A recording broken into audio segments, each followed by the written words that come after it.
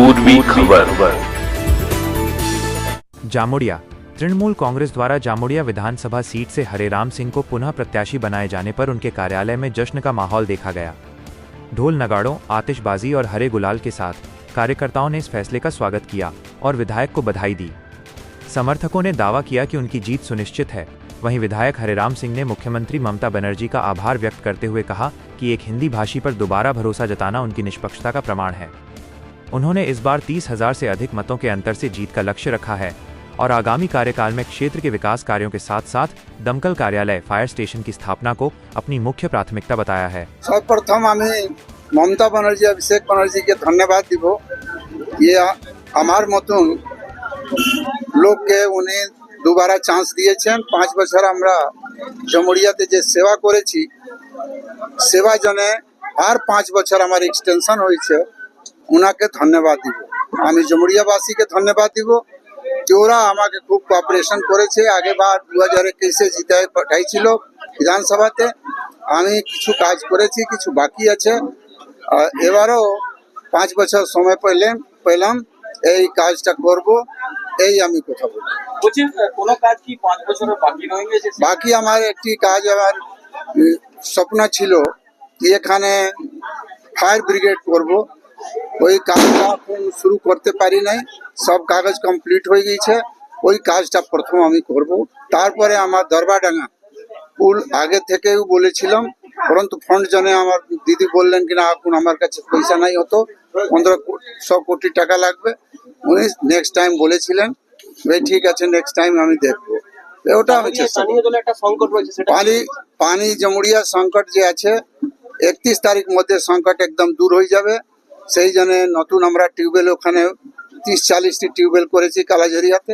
কোনো অসুবিধা হবে না। ইলেকশন আগে আপনারা দেখবেন অত জল জামুড়িয়াতে হবে, लोग लेते पारबे। क्या मार्जिन रहेगा इस बार? मार्जिन क्या रहेगा जीतने का? मार्जिन 30,000 से ऊपर जीतेंगे यार। রাস্তা ঘাটের কি পরিকাঠামো,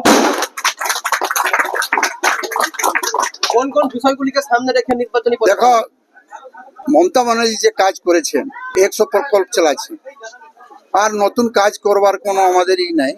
যে কাজ উনি দিয়েছেন করেছেন, ওই কাজটা আমরা করব। আর নতুন যে যে কাজ বাকি আছে ওটা আমরা করব। নির্বাচনী প্রচারে ইতিমধ্যে সিপিএম এবং বিজেপি তারা নেমে পড়েছে ময়দানে।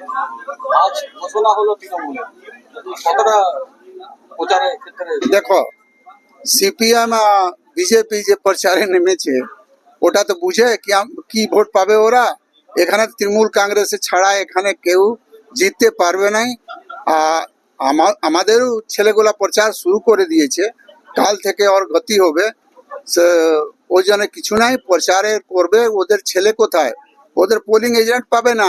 এখানে তৃণমূল কংগ্রেসের সংগঠন মজবুত আছে। আমার ছেলেগুলো একদম রেডি বসে আছে, কাল থেকে একদম যুদ্ধ স্তরে কাজ করবে।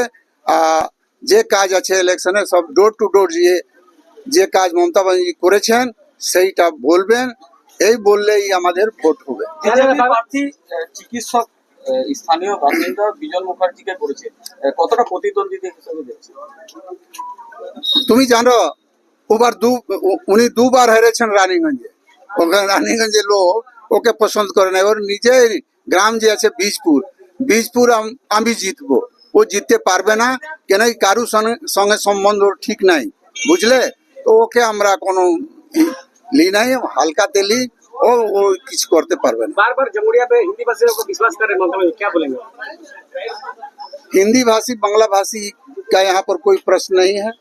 ममता बनर्जी सभी भाषा को लेकर चलती हैं और इसीलिए एक हिंदी भाषी ऐसे नेता को यहाँ पर फिर दोबारा चांस दिया है, क्योंकि वो साबित किया है लाख विरोध के बावजूद हिंदी भाषी नेता को दिया है।